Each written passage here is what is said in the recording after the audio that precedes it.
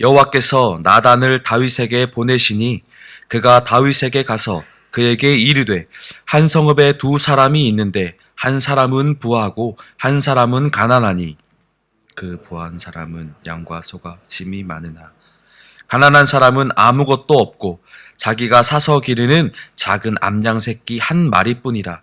그 암양 새끼는 그와 그의 자식과 함께 자라며 그가 먹는 것을 먹으며 그의 잔으로 마시며 그의 품에 누움으로 그에게는 딸처럼 되었거늘. 어떤 행인이 그 부자에게 오매 부자가 자기에게 온 행인을 위하여 자기의 양과 소를 아껴 잡지 아니하고 가난한 사람의 양 새끼를 빼앗아다가 자기에게 온 사람을 위하여 잡았나이다 하니 다윗이 그 사람으로 말미암아 노하여 나단에게 이르되 여호와의 살아계심을 두고 맹세하노니 이 일을 행한 그 사람은 마땅히 죽을 자라. 그가 그 양새끼를 4배나 갚아 주어야 하리라 한지라. 나단이 다윗에게 이르되 당신이 그 사람이라. 이스라엘의 하나님 여호와께서 이와 같이 이르시기를 내가 너를 이스라엘 왕으로 기름 붓기 위하여 너를 사울의 손에서 구원하고 내 주인의 집을 내게 주고 내 주인의 아내들을 내 품에 두고 이스라엘과 유다 족속을 내게 맡겼느니라. 만일 그것이 부족하였을 것 같으면 내가 내게 이것저것을 더 주었으리라. 그러한데 어찌하여 내가 여호와의 말씀을 업신여기고 나 보기에 악을 행하였느냐. 내가 칼로 햇사람 우리아를 치되 암몬 자손의 칼로 죽이고 그의 아내를 빼앗아 내 아내로 삼았도다. 이제 내가 나를 업신여기고 햇사람 우리아의 아내를 빼앗아 내 아내로 삼았은즉 칼이 내 집에서 영원토록 떠나지 아니하리라 하셨고 여호와께서 또 이와 같이 이르시기를 보라 내가 너와 내 집에 재앙을 일으키고 내가 내 눈앞에서 내 아내를 빼앗아 내 이웃들에게 주리니 그 사람들이 내 아내들과 더불어 백주에 동침하리라. 너는 은밀히 행하였으나 나는 온 이스라엘 앞에서 백주의 일을 행하리라 하셨나이다 하니 다윗이 나단에게 이르되 내가 여호와께 죄를 범하였노라 하매 나단이 다윗에게 말하되 여호와께서도 당신의 죄를 사하셨나니 당신이 죽지 아니하려니와 이 일로 말미암아 여호와의 원수가 크게 비방할 거리를 얻게 하였으니 당신이 낳은 아이가 반드시 죽으리이다 하고. 아멘. 오늘 함께 읽은 말씀은 나단 선지자가 다윗을 찾아와서 범죄함을 말하여 주고 이에 다윗이 그 말을 듣고 하나님 앞에 자복하는 본문입니다. 이 본문의 말씀과 이전에 다윗의 행하였던 죄악들을 바라보면서 세 가지를 나누어 보고자 합니다. 죄에 대하여서, 그리고 하나님의 은혜에 대하여서, 그리고 하나님의 죄와 하나님의 은혜에 대한 우리의 반응에 대해서 각각 나눠보고자 합니다. 첫 번째로는 이 죄에 대한 것입니다. 특별히 죄에 대한 무서움입니다. 다윗의 이야기가 시작되면서 지금까지 이 다윗의 이야기를 묵상하면서 가장 첫 번째로 생각했던 것이 다윗의 변하지 않는 한결같은 모습이었습니다. 어떠한 상황 속에서도 변질되지 않고 한결같은 자세로 하나님 앞에 서 있는 모습을 지속적으로 보여주었기 때문입니다. 하지만 우리아의 아내 밧세바의 목욕하는 장면을 바라본 이후부터 다윗은 이 한결같은 신앙이 변질되기 시작되었습니다.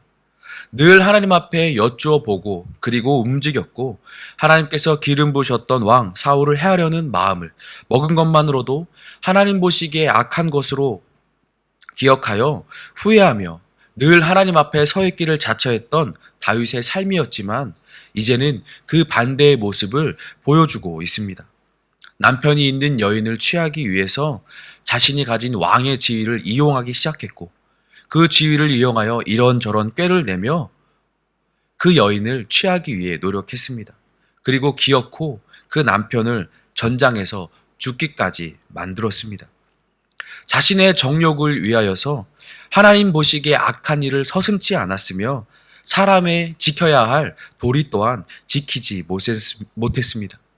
하나님의 말씀을 지켜야 함에도 또 인간으로서 지켜야 할 도리도 정욕이라는 죄를 막을 수는 없었습니다.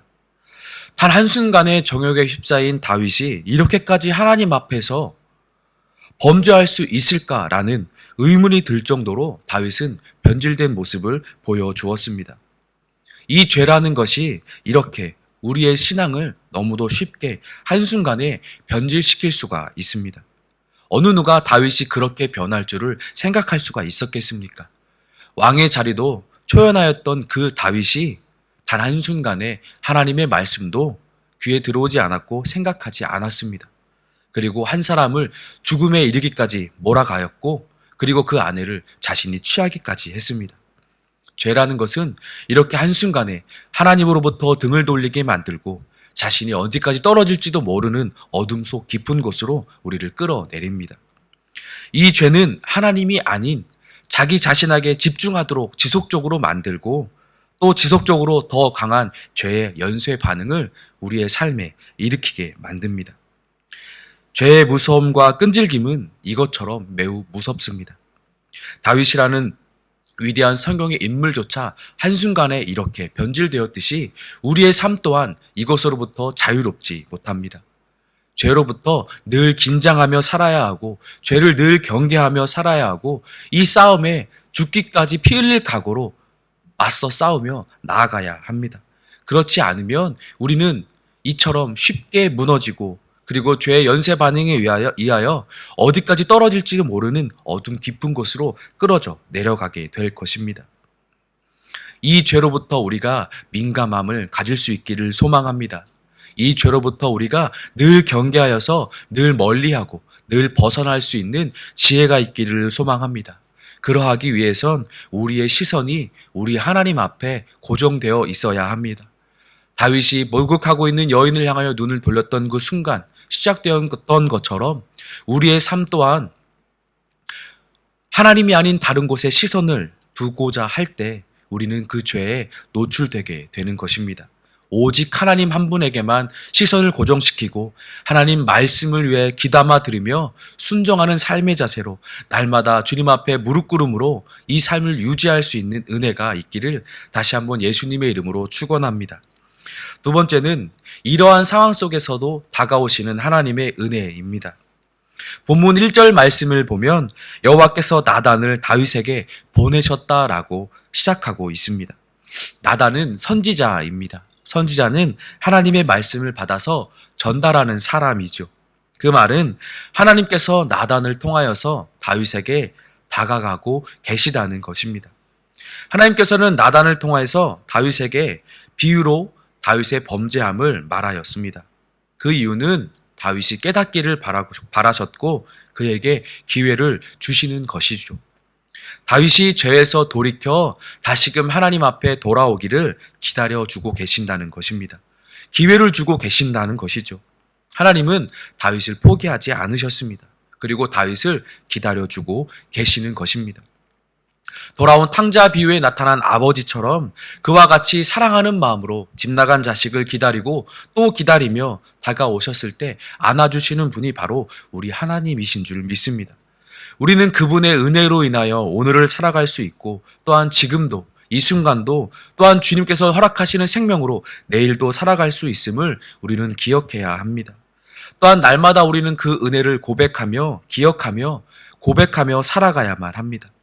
이 은혜가 다윗에게만 아니라 우리 모든 성도님들 가운데에도 하나님의 은혜가 함께하고 있는 줄 믿습니다.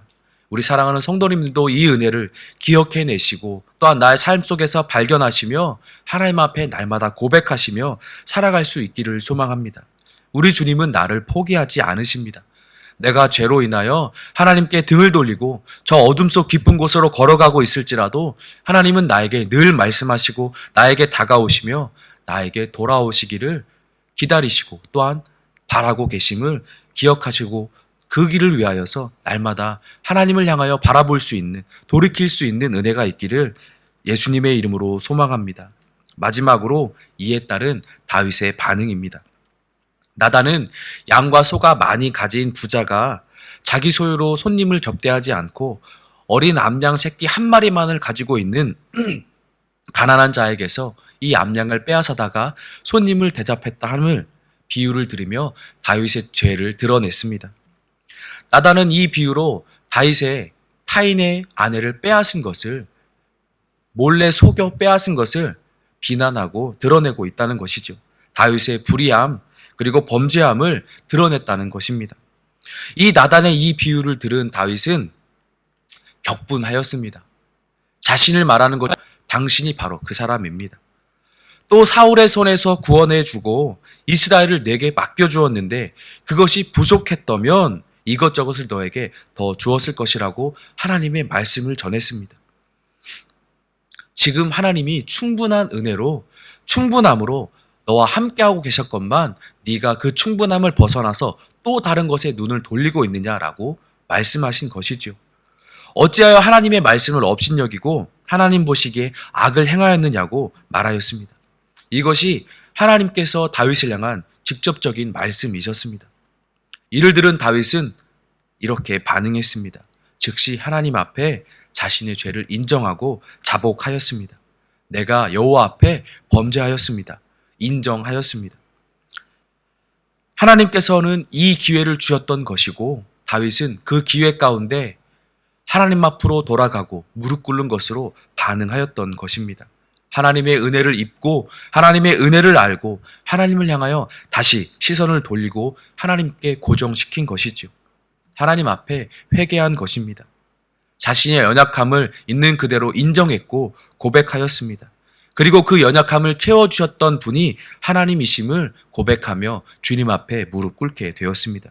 이것이 우리가 우리의 삶에서 따라야 할 모습, 우리의 죄에 대한 반응의 모습입니다. 회개하고 나의 나약함을 인정하며 나의 그 나약함을 강하게 하시는 분이 하나님이심을 고백하며 주님 앞에 나아가 무릎 꿇는 것입니다. 우리가 하나님을 향할 때 그리고 우리가 죄인임을 시인할 때 그리고 그 연약함을 주님 앞에 내어 맡기고 의지할 때 하나님께서는 우리와 함께 하시며 우리를 강하게 하시는 분이신 줄 믿습니다. 13절 후반부에 여호와께서도 당신의 죄를 사하셨다라고 말씀하셨습니다. 하나님께서도 다윗의 죄를 용서하셨다 다윗에게 말씀해 주신 것이죠. 다시 품어주시고 다시 안아주셨다는 말씀이십니다. 이 모든 것이 하나님의 사랑과 하나님의 은혜에 비롯된 것입니다. 그리고 그 은혜를 누리는 것은 하나님 앞에서 자복함이었습니다. 우리는 연약해서 변질되기가 쉽습니다. 그래서 우리는 이것을 하나님 앞에서 인정해야 합니다. 또 하나님의 말씀이 내게 들려올 때에 우리는 그 말씀에 즉각적으로 무릎 꿇고 반응해야 합니다. 말씀을 통해서 나의 죄가 드러날 때 우리는 오히려 감사함으로 하나님 앞에 엎드리며 고백하며 나아가야 합니다. 회개해야 합니다. 이것은 완벽하진 않지만 하나님께서 원하시는 우리의 한결같은 삶의 모습인 줄 믿습니다. 회개는 우리가 하나님 앞에 시선을 고정시킬 때 나타나는 우리의 삶의 자연적인 반응입니다. 부끄럽지만 우리는 죄를 깨달을 수 있음에 오히려 감사해야 할 것입니다. 그리고 그 은혜를 깨닫고 반응하는 삶으로 나아가야 할 것입니다. 죄에 대해 민감한 삶을 살아갈 수 있는 은혜가 있기를 소망합니다. 하나님께서 우리를 향하여 은혜를 베풀어주고 있음을, 기다려주고 있음을 깨닫는 은혜가 있기를 소망합니다. 그리고 그 음성에 반응하는 우리의 삶이 될 수 있기를 예수님의 이름으로 축원합니다. 기도하겠습니다. 사랑이 많으신 하나님 아버지, 하나님과 멀어지게 만드는 죄에서 우리를 구원해 주시고 그 은혜 속에 살게 하시니 은혜에 감사드립니다. 하나님의 이 음성을 듣고 우리가 그 말씀과 동행하는 오늘 하루를 살게 하여 주시옵소서. 성령 하나님, 우리의 시선을 하나님께 향하고 죄를 회개하며 순종하는 길을 걷도록 도와주시옵소서. 함께 기도하시고 개인의 기도로 나아가겠습니다. 기도하겠습니다.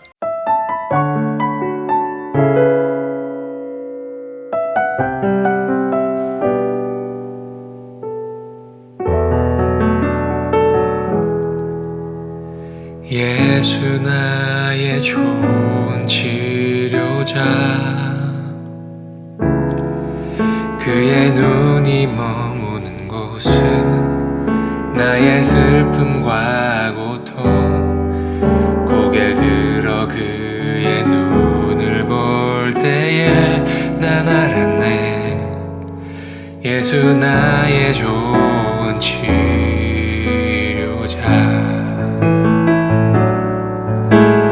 예수 나의 좋은 치료자,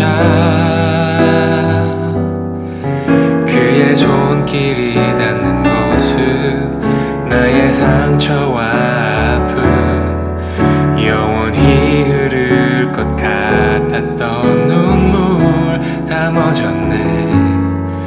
예수 나의 치료자.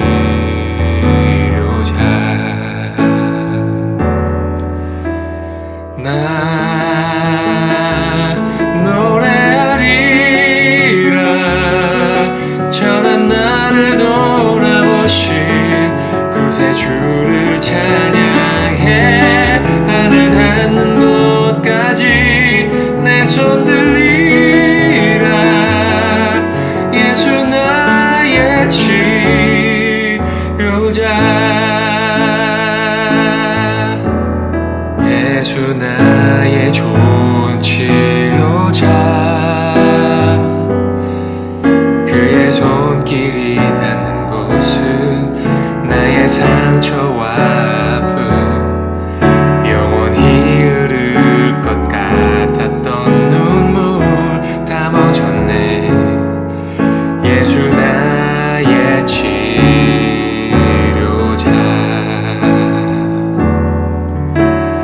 나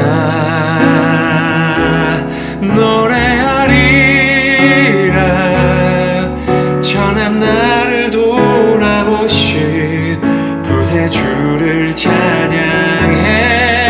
하늘 닿는 곳까지 내 손 들리라.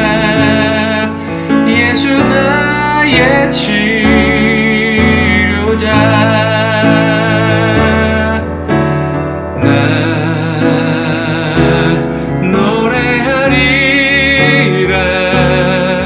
천한 나를 돌아보신 구세주를 찬양해. 하늘 닿는 곳까지 내 손 들리라. 예수 나의 치료자.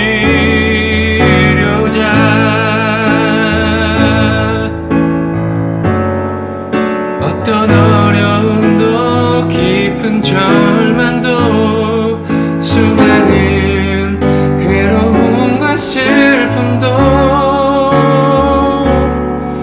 주로 인하여 모두 지워지리라. 예수 나의 치료자. 난 노래하리라.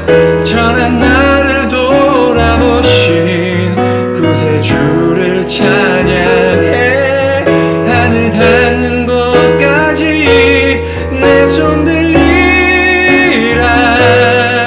예수 나의 치료자.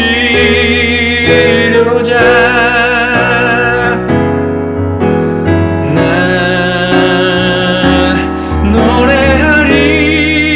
노래하리라. 천한 나를 돌아보신 구세주를 찬양해. 하늘 닿는 곳까지 내 손 들리라. 예수 나의 치료자. 예수 나의 치료자. 예수 나의 치료자.